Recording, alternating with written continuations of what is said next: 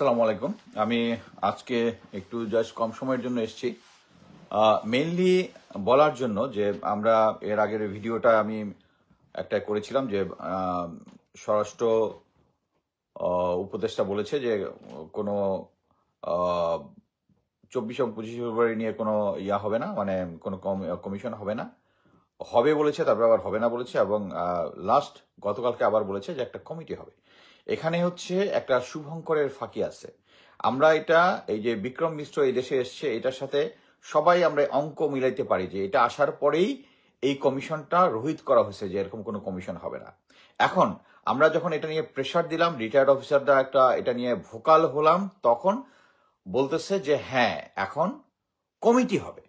But একটা জিনিস বুঝতে হবে যে শেখ হাসিনার আমলে যখন বিডিআর পিলখানার পরে যে জিনিসটা হয়েছিল, তখন একটা কমিটি গঠন করেছিল, এই লেফটেন্যান্ট জেনারেল জাহাঙ্গীর স্যারের আন্ডারে একটা কমিটি হয়েছিল। সেই কমিটি যে সমস্ত সমস্যা ফেস করছে সেগুলো বলি। সমস্যা হচ্ছে যে তার এখন নানকের সাথে কথা বলতে হবে, তারপরে এরা বিদেশে পাঠাই দিচ্ছে, তাপসের সাথে কথা বলতে হবে, এনটিএমসি থেকে কল লিস্ট লাগবে, কোনো কিছুই তাদেরকে সাপোর্ট দেওয়া হয় নাই, কোনো কিছু দেওয়া হয় নাই। এর কারণ হচ্ছে ওটা ছিল কমিটি এবং শেখ হাসিনা চায় নাই। এবং এট দ্য সেম টাইম এখনো যদি এটা কমিটি করা হয়, তাহলে যেটা হবে, এখন প্রথমে আমাদের বুঝতে হবে যে কমিটি এবং কমিশনের মধ্যে পার্থক্য। একটা হচ্ছে কমিটি যেগুলা হয় এগুলার মধ্যে কোনো তাদেরকে বলে দেওয়া হবে সুনির্দিষ্ট যে এই থেকে এর মধ্যে, যেমন সংসদীয় বিভিন্ন কমিটি আছে, এইগুলো আছে, এদেরকে বিভিন্ন জিনিস তারা তদন্ত করবে, এটা নিয়ে অ্যানালাইসিস করবে, করার পরে তারা একটা ফাইন্ডিংস দিবে। তারা যে ফাইন্ডিংসটা দিবে এটা সরকার নিতেই হবে এমন কোনো বাধ্যবাধকতা নাই। সো এখানে একটা কমিটি করে যদি একটা ইনভেস্টিগেশন করে তারা একটা রিকমেন্ডেশন দিল, এবং এটা সরকার নিতে বাধ্য না। সো এই জন্যই কমিটিটা করেছে। হোয়ারেস কমিশন যদি হয়, যে যেমন গুম খুন কমিশন যেটা হয়েছে, তারপরে বা দুর্নীতি দমন কমিশন, এগুলো হচ্ছে লং টার্ম এবং এটার ওয়েটেজ অনেক, ওইটা থেকে কমিটি থেকে অনেক, কমিটির হচ্ছে স্বল্প স্থায়ী কোনো কিছু, তারা কমিটি করে অ্যানালাইসিস করে রিপোর্ট দেওয়া শেষ। কিন্তু কমিশনটা হচ্ছে দীর্ঘস্থায়ী এবং ইনডেপথ।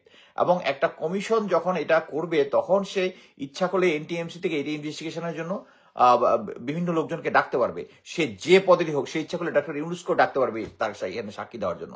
সো এখানের মধ্যে একটা বিশাল শুভঙ্করের ফাঁকি দেওয়ার চেষ্টা করতেছে আমাদের স্বরাষ্ট্র উপদেষ্টা। এবং আমরা ক্লিয়ারলি বুঝি, যেহেতু এর আগের কমিটিটা উনি প্রধান ছিলেন এবং উনি শেখ হাসিনার, আমরা মানে স্যারকে এটা বুঝতে হবে যে আপনি যেটাই করেন আমরা এটা মেনে নিব যে ওই সময় আপনার হাত পা বাঁধা ছিল, আপনি চাননি কোনো কনফ্লিক্টে যেতে, কিন্তু এখন তো আপনার সামনে কোনো কনফ্লিক্ট নাই।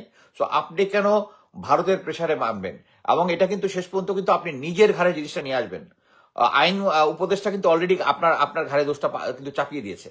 সো এটা বুঝতে হবে যে আমাদেরকে কমিশনের, একটা কমিশন হওয়ার পরে তার যে ব্যাপ্তি এবং তার এটার সাথে আইনি একটা অবকাঠামো থাকবে, এবং এটার মধ্যে সরকারকে এটা কমিশনের আদেশ মানার একটা বাধ্যবাধকতা আছে, কমিটির নাই।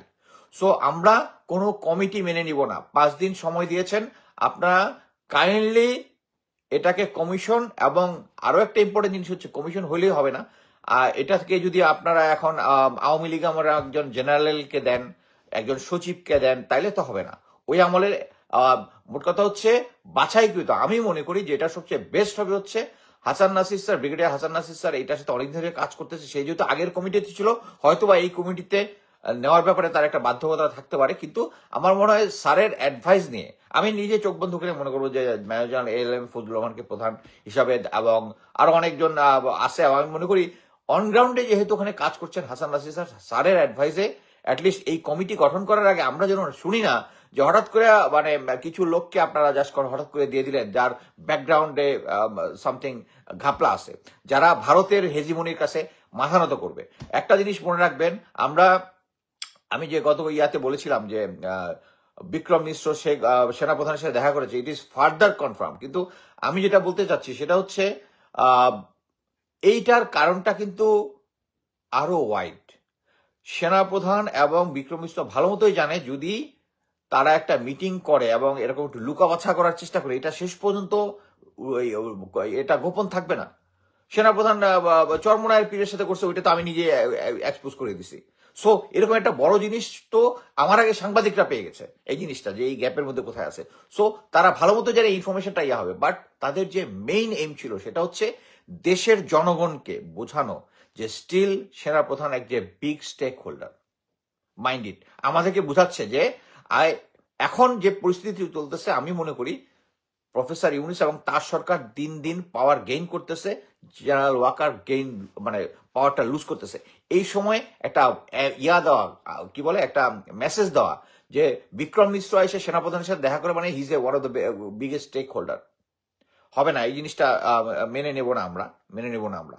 শেষ পর্যন্ত পাওয়ারটা প্রফেসর ইউনুসের কাছেই থাকতে হবে এবং উনি ডিজিএফআই কন্ট্রোল করে, এই জিনিসটা থাকতে হবে। ডিজিএফআই কে ওটাকে ভালো মতো কন্ট্রোল করতে হবে। আর এখন আমি যেটা ছোট্ট কম সময়ের জন্য এসেছি এইটাই বলতে যে কোনো কমিটি আমরা মেনে নেব না, আমরা কমিশন চাই। এবং কমিশনের যে সদস্য যেগুলো হবে এগুলো একজন, আমি স্টেট ওয়ে বলবো brigadier Hasan Nasir, general L M Fazlur Rahman, এদের অ্যাডভাইস নিয়ে করতে হবে।